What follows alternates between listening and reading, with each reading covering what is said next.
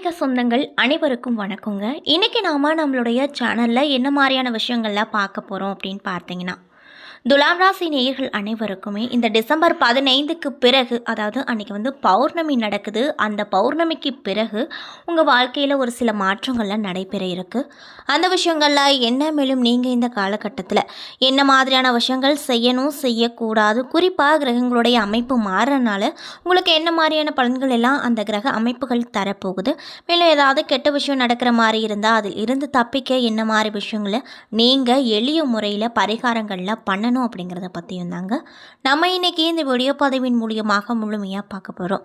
இந்த பதிவில் சொல்லப்படக்கூடிய அனைத்து விதமான தகவலுமே துலாம் ராசி நேயர்களுக்கு பயன் தரக்கூடிய விஷயங்களாக தான் இருக்கக்கூடும். ஸோ வீடியோவை ஸ்கிப் பண்ணாமல் தொடர்ச்சியாக பாருங்கள். மேலும் துலாம் ராசி நேயர்கள் யாராவது இந்த வீடியோ பதிவை பார்த்துட்ருக்கீங்க அப்படின்னா இந்த வீடியோக்கு ஒரு லைக் பண்ணிவிட்டு, துலாம் ராசியில் சித்திரை, சுவாதி, விசாகம் என 3 நட்சத்திரம் இருக்குது. இந்த 3 நட்சத்திரத்தில் நீங்கள் என்ன நட்சத்திர அன்பர்கள் அப்படின்னு சொல்லிட்டு மறக்காமல் நம்மளுடைய கமெண்ட் செக்ஷனில் பதிவிடுங்க.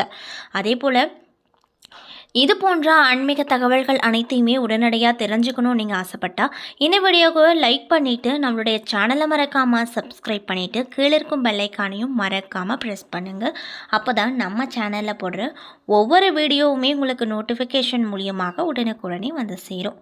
ஸோ இப்போ வாங்க நம்ம வீடியோக்குள்ளே போகலாம். பொதுவாகவே துலாம் ராசியில் சேர்ந்தவங்க ரொம்பவே கஷ்டப்படக்கூடிய ஒரு ராசி அன்பர்கள் அப்படின்னே சொல்லலாங்க.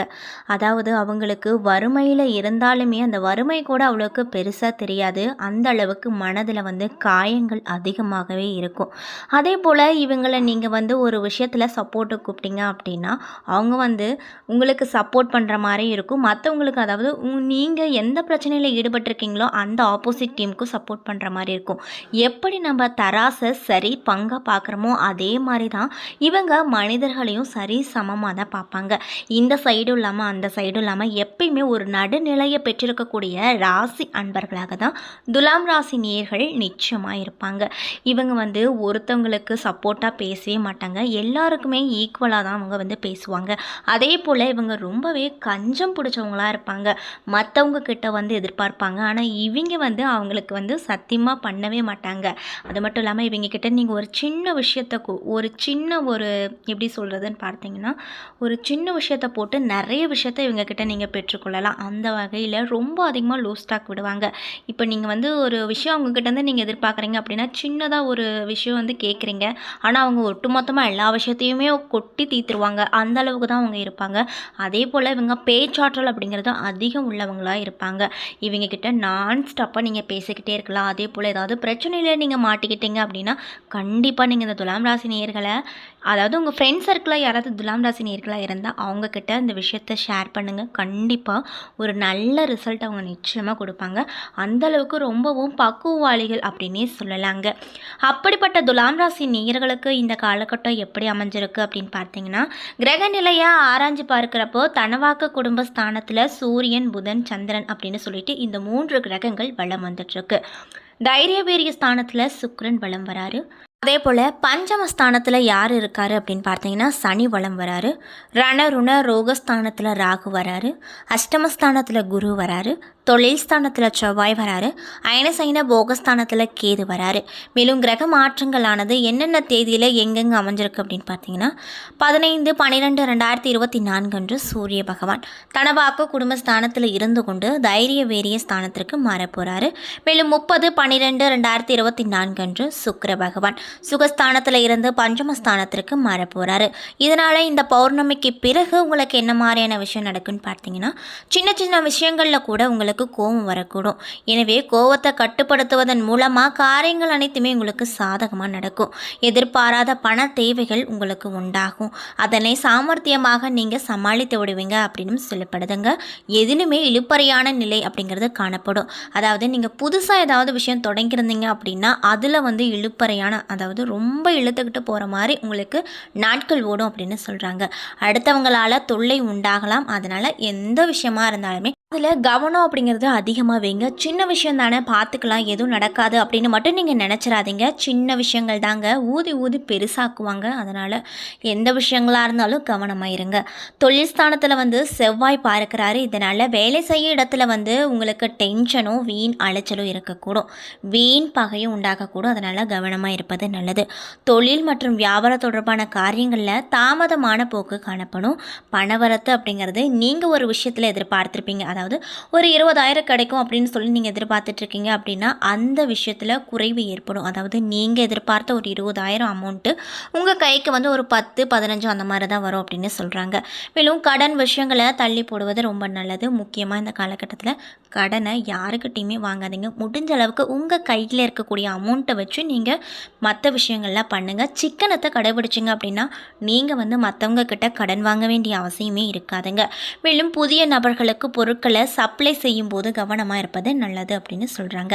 அது மட்டும் இல்லைங்க, எது பேசுவதா இருந்தாலுமே நிதானமாக பேசுவது நல்லது. யோசித்து பேசுவது அதை விட ரொம்ப நல்லது.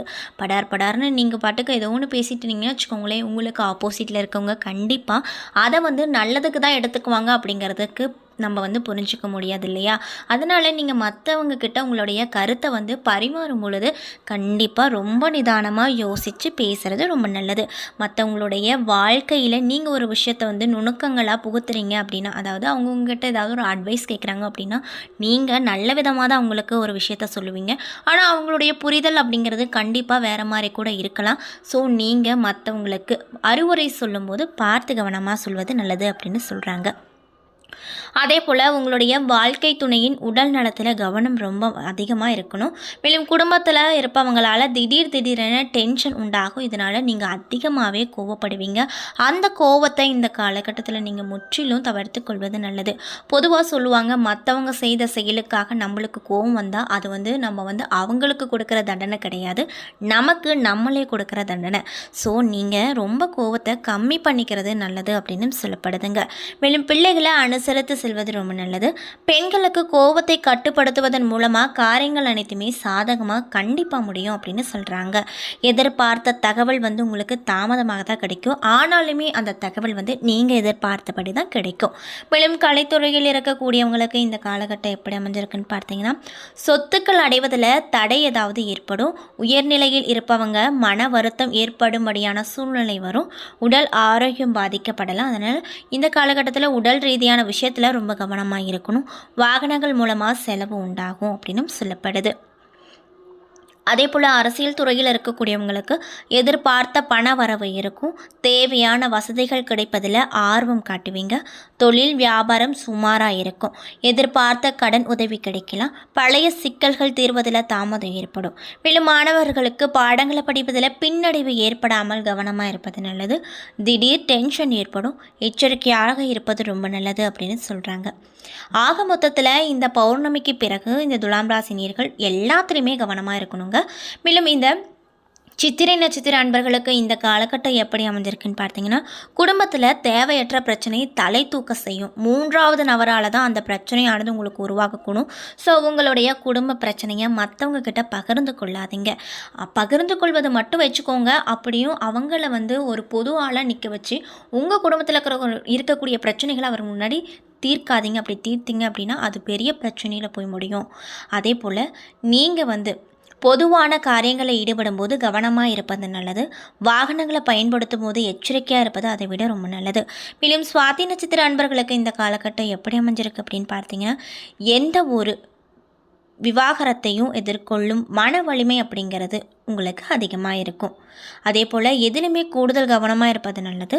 எதிர்பாராத சம்பவங்களால் இழுப்பறையாக நின்ற காரியம் வந்து நல்ல ஒரு முடிவை கொடுக்கும். வெளியூர் பயணம் செல்ல நேரிடும். அது மட்டும் இல்லாமல் உங்களுடைய ராகுவின் சஞ்சாரம் உடல் ஆரோக்கியம் மற்றும் மனதில் உற்சாகத்தை கொடுக்கும் அப்படின்னு சொல்லப்படுது. மேலும் விசாகம் 1, 2, 3 பாத நட்சத்திர அன்பர்களுக்கு இந்த காலகட்டம் எப்படி அமைஞ்சிருக்கு அப்படின்னு பார்த்தீங்கன்னா, தொழில் மற்றும் வியாபாரத்தில் இருக்கக்கூடியவங்களுக்கு சற்று கூடுதலாக உழைக்க வேண்டிய நிலை வருங்க. கடன் பிரச்சனை குறையுங்க. போட்டிகள் அனைத்துமே விலக போகுதுங்க. வரவேண்டிய பழைய பாக்கிகள் வசூலாகுங்க. உத்தியோகத்தில் இருக்கக்கூடியவங்களுக்கு மறைமுக எதிர்ப்புகள் நீங்க போகுதுங்க. மேலதிகாரிகளின் ஆதரவு அப்படிங்கிறது அதிகமாக கிடைக்குங்க. திறமையான செயல்கள் மூலமாக பாராட்டுகளை கிடைக்குங்க. இதனால் நீங்கள் ரொம்பவே சந்தோஷகரமாக காணப்படுவீங்க. மேலும் ஒவ்வொரு ராசிக்கும் ஒவ்வொரு கடவுள் இருப்பாங்க. அதே உங்களுக்கான கடவுள், அதாவது ராசி ரீதியான கடவுள் எந்த கடவுள் அப்படின்னு பார்த்தீங்கன்னா மகாலட்சுமி அம்மன். ஸோ வெள்ளிக்கிழமை தோறும் மகாலட்சுமி அம்மனுக்கு நெய் தீபம் ஏற்றி வழிபட்டு வர உங்கள் வாழ்க்கையில் ஏற்பட்டிருந்த பிரச்சனைகள் அனைத்திற்குமே ஒரு நல்ல தேர்வானது அந்த அம்மன் கொடுப்பாங்கங்க. ஸோ இந்த வீடியோவை துலாம் ராசி நேயர்கள் பார்த்துட்டு இருக்கீங்க அப்படின்னா நம்பிக்கையோட இந்த விஷயங்கள்லாம் செய்து பாருங்கள். கண்டிப்பாக அந்த அம்மன் உங்களுக்கு நல்ல ஒரு பலனை கொடுப்பாங்க. என்ன நண்பர்களே, இந்த வீடியோ பதிவுகளில் நாம் துலாம் ராசி நேயர்களுக்கு இந்த பௌர்ணமிக்கு பிறகு என்ன மாதிரியான விஷயங்கள் நடக்கப் போகிறது என்பதை பற்றி தெளிவாக முழுமையாக பார்த்துருப்போம். இந்த பதிவில் சொல்லப்பட்டிருக்கக்கூடிய அனைத்து விதமான தகவலுமே துலாம் ராசி நேயர்களுக்கு பயன் தரக்கூடிய விஷயங்களாக அமைய பெற்றிருக்கும். ஸோ வீடியோ பிடிச்சிருந்தால் லைக் பண்ணுங்கள், ஷேர் பண்ணுங்கள். மேலும் இது போன்ற ஆன்மீக தகவல்கள் அனைத்தையும் உடனடியாக தெரிஞ்சுக்கணும் அப்படின்னு நினச்சா நம்மளுடைய சேனலை மறக்காமல் சப்ஸ்கிரைப் பண்ணிடுங்க. நன்றி.